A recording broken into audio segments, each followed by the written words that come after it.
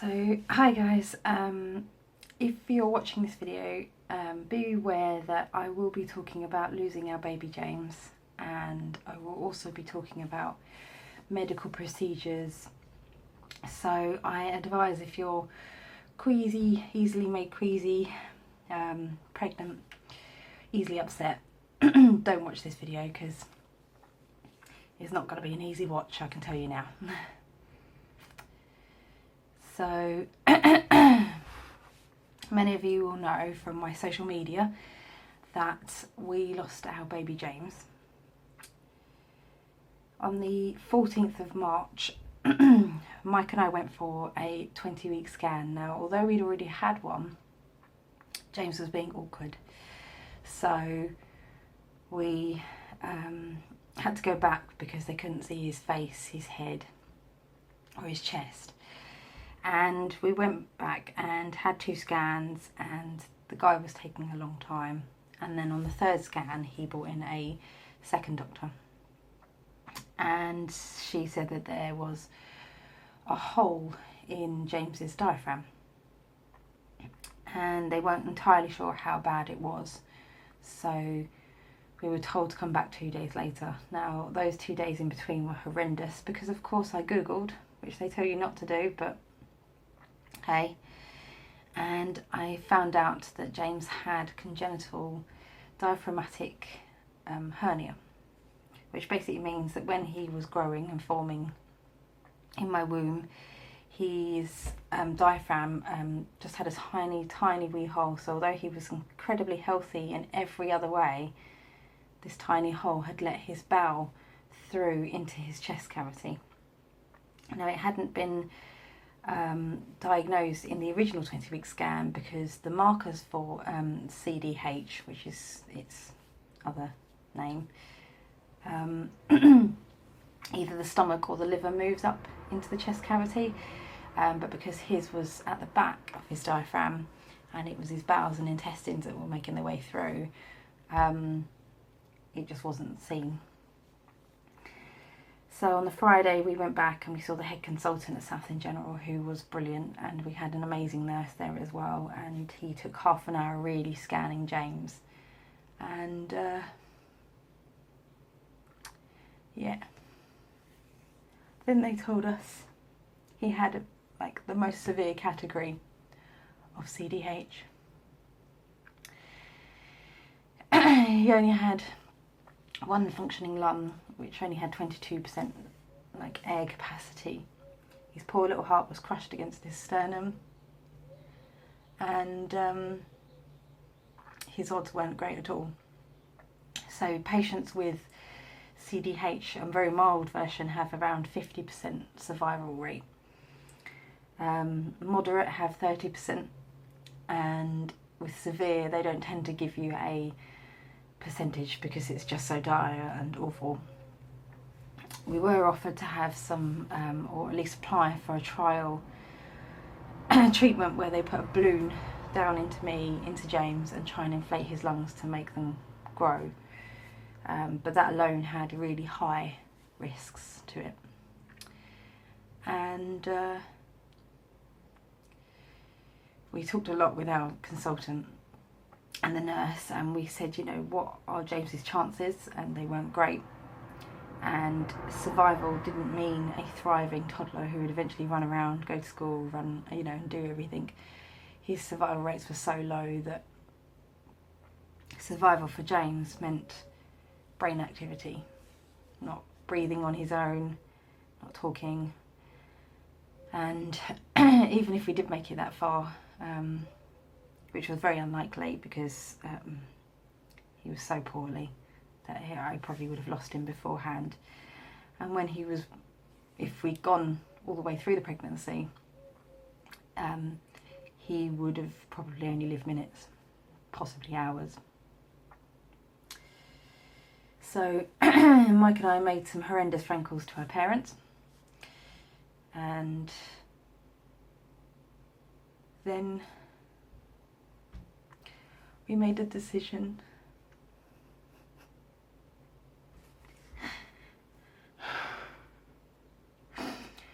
to end our pregnancy.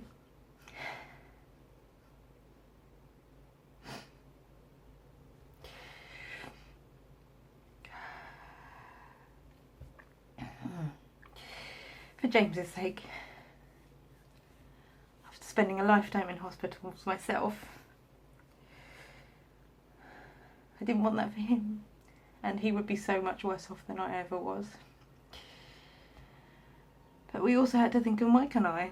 You know, I'm not physically able to look after a child with an oxygen tank and like severe medical needs. Mike has to care for me, you know, in the winter times, but overall it was for James.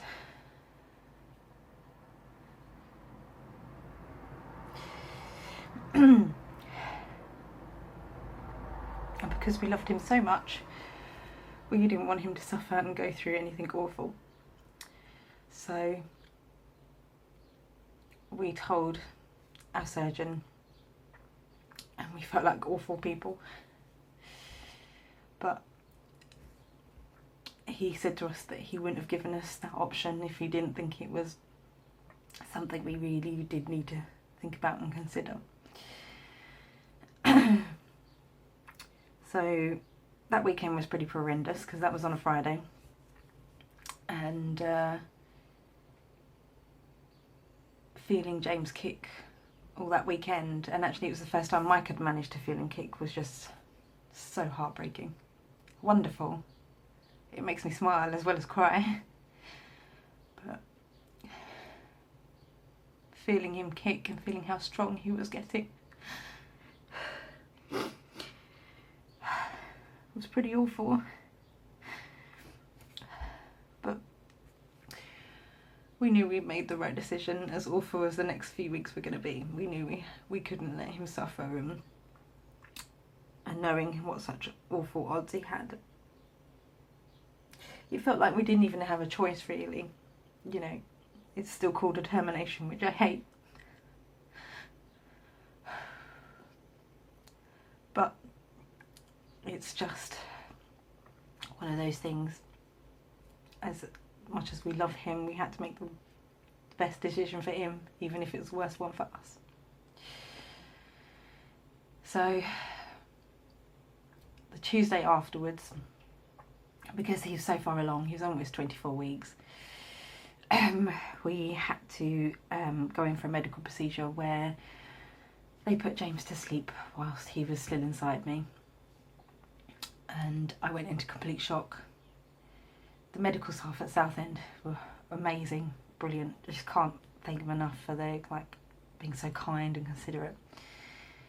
But having that procedure done, I was awake for it. You know, it had to be done while I was awake. It was done in the scan room where we found out, you know, we were definitely pregnant. And Mike was sobbing into my hair, but I couldn't cry. I just stared at a point in the wall. And yeah, it was horrendous. And then going home, knowing that he was no longer with us, but it was still inside me. It's pretty traumatic.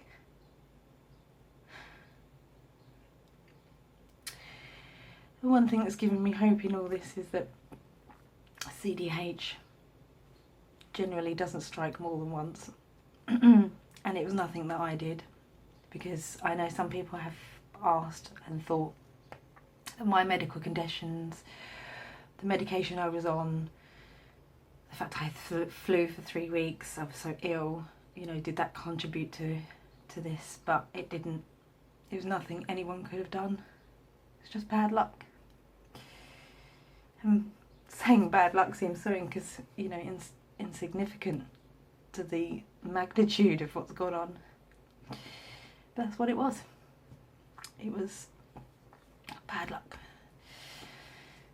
Then a couple of days in between, I don't really remember, Mike kind of just cocooned me in blankets and cuddles and watching mind-numbing TV. We watched a lot of Mock the Week because, you know, silly humour, and for like 20 minutes you're not thinking about things so freshly in your brain. And yeah, then on the Thursday, which was the 22nd of March, I went into hospital to give birth to James.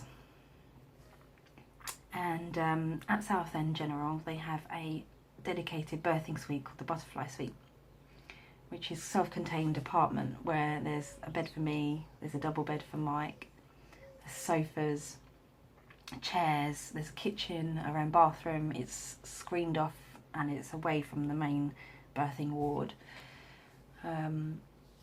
It's made cosy and lovely by everyone who works there. Amanda, who's our bereavement midwife, you know, she fundraises and oversees what goes on in there, and it's just amazing. It's a real haven.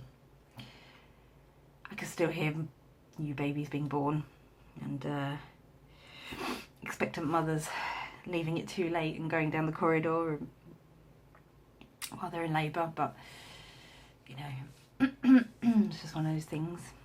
And I was given the pills to make labour happen, to induce James. And I was surrounded by not only the amazing staff at Southend, but obviously Mike was there, my mum, both Mike's parents, Mike's sister, and later on my brother and his girlfriend Amy, my brother Stephen and his brother Amy, his girlfriend Amy came as well.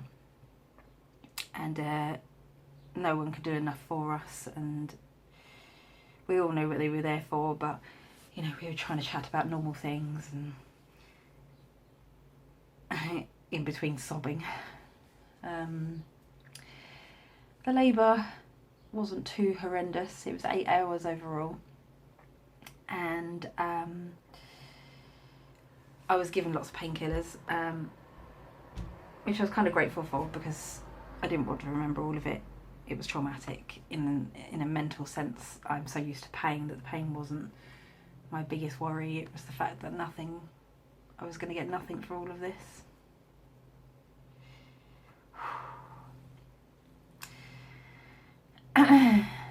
Apparently when I was completely out of it, I dislocated my hips like 5 times because I had to give birth normally for my own medical safety. Luckily I don't remember most of those, and I was on gas and air and morphine, and then at 3 minutes to 10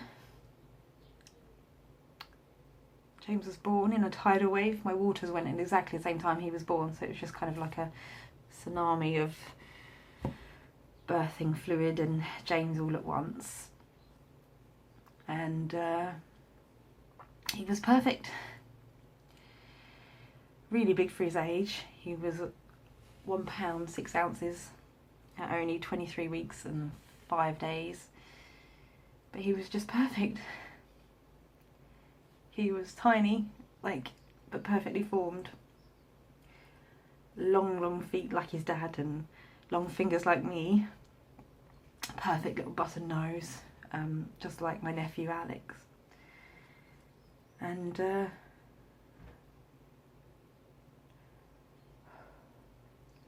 holding him was amazing.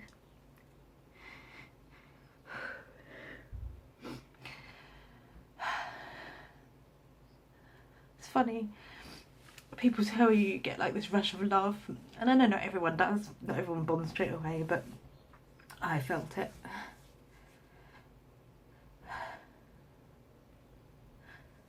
I never felt anything like it in my life. And Mike held him, my mum did, Mike's parents, everyone who's there, either held him or kissed him or touched him. But he was beautiful. It's weird, I'm technically a mum, but I don't feel like it. He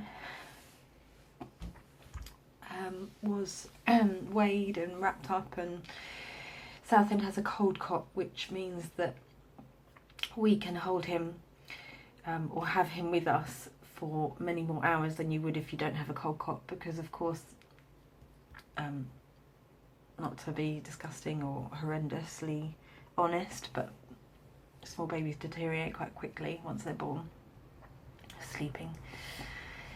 But we had 18 glorious hours with him, which I was so thankful for, because I was so out of it with the morphine that I slept for the first few hours out of exhaustion and medication. And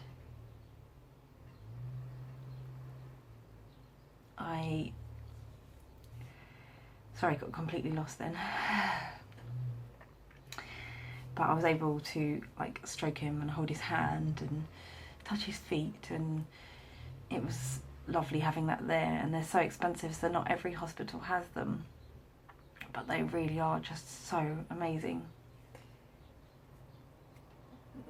The Friday we were still in hospital and everyone was looking after me and looking after Mike, because he needed as much looking after as I did. You know, it's traumatic for him, it's his son as well, you know, and he was just incredible. He was truly amazing. Mike, my mum, everyone actually was just amazing, but Mike was just an absolute star. And we spent the day with our families chatting, like taking pictures of James. The Bounty people came in and took pictures of him, which were glorious. I love those pictures. By the way, if you are friends and family, you can ask to see the pictures. They're not scary. He's just a very tiny but perfectly formed baby that looks like he's asleep. And then Friday evening, I was talking to Mike and we knew we had to say goodbye because James was deteriorating and it's not nice to see. So we made a decision that we had to say goodbye.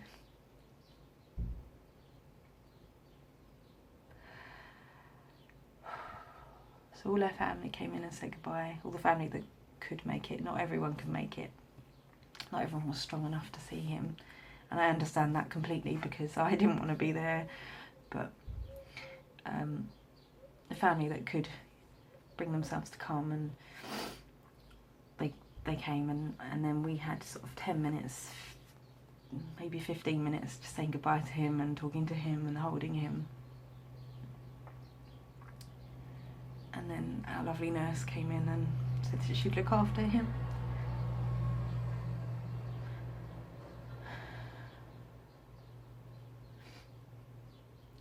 Never felt so much pain in my life.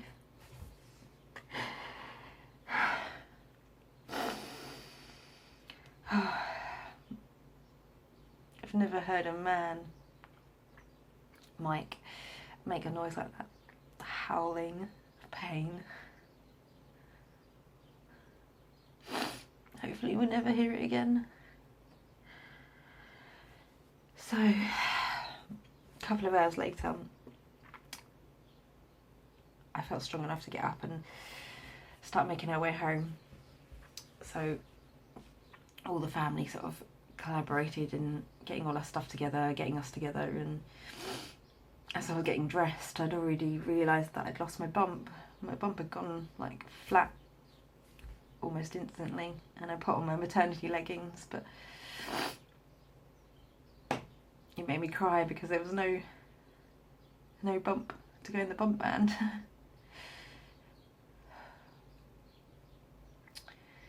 So yeah, that's James's birthing story. I think it's good to talk about it. Yes, it's been painful to talk about it on camera, but James's life was already so public, you know, and if we go on to have any more children, I don't regret telling the world about him, and I will do it again because he's such a big part of our lives and will forever be a big part of our lives.